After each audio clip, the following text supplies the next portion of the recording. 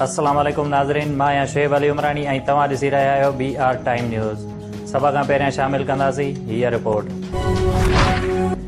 PTM सरबराह मौलाना फज़लुर रहमान चयो आहे त सिलेक्टेड पहिरियां कश्मीर जो सौदो कयो, हाणे हू इसराइल खे तस्लीम करे फ़लस्तीन जो सौदो करणु चाहे थो।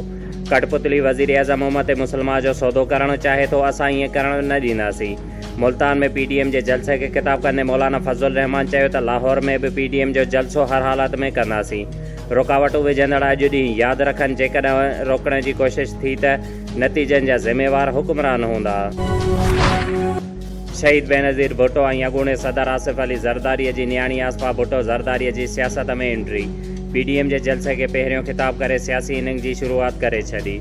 आसफ़ा भुट्टो चयो आहे त हुक्मराननि मुल्क खे सिक्योरिटी स्टेट बणाए छॾियो आहे। अवाम PTI ख़िलाफ़ फ़ैसिलो ॿुधाए छॾियो आहे।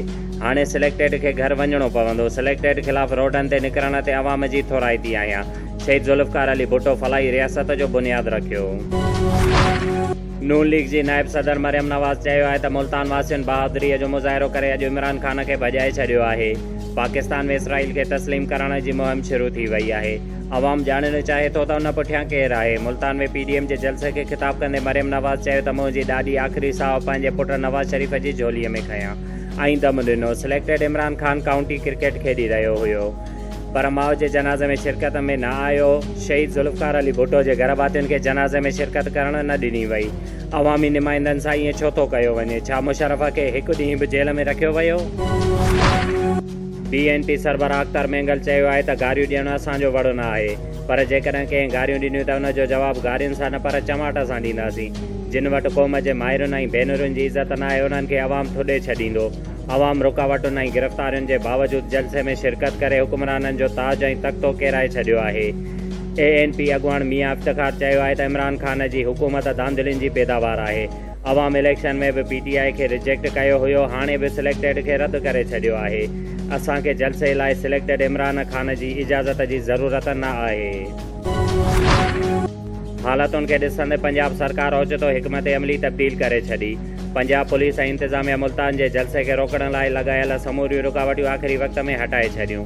फिरदौस आशिक़ अहमद चयो आहे त अवाम PTM वारनि खे रद्द करे छॾियो आहे। अॼोको जलसो अपोज़िशन जे ताबूत में आख़िरी कोको साबित थियो आहे। हुकूमत जलसे में का बि रुकावट न आहे विधी PTM वारनि मुल्तान स्टेडियम में जलसो छो न कयो? सिंध में 6 डिसंबर एकता ॾिहाड़ो मल्हाइण लाइ समूरे सिंध में तयारियूं ज़ोर वठी वयूं।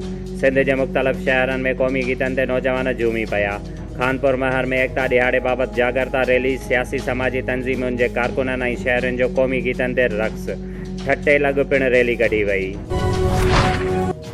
ज़िले नौशहर फ़िरोज़ जे मुख़्तलिफ़ ॻोठनि जे माज़ूरनि पारां मसइला हल न थियण ख़िलाफ़ नौशहर फ़िरोज़ प्रेस क्लब अॻियां एहतिजाजी मुज़ाहिरो कयो वियो, जंहिं में माज़ूरनि नारा पिणु हयां। जंहिं मौक़े ते ॻोठ सोनारीअ जे रहवासी अखियुनि खां नाबीन नदीम अली सोलंकीअ चयो त संदन ख़ानदान में अखियुनि जी पुरसरार बीमारी आहे, जंहिं सबबु ख़ानदान जा 10 ॼणा अखियुनि जे नूर खां महरूम आहिनि। जंहिं ते हुननि चयो त बेरोज़गारीअ सबबु सख़्तु परेशान आहियूं, खेनि माज़ूर कोटा ते नौकरियूं बि नथियूं ॾिनियूं वञनि।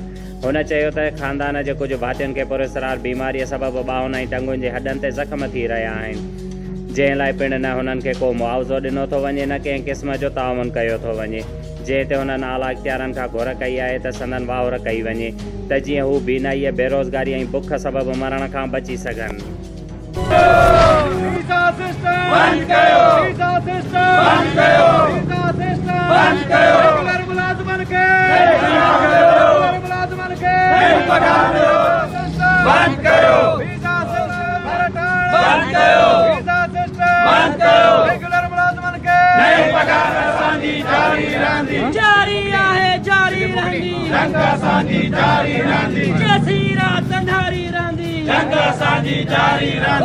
शुएब अली उमरानी खे ॾींदा इजाज़त। वधीक ख़बरुनि ऐं अपडेट्स लाइ ॾिसंदा रहो BR टाइम न्यूज़।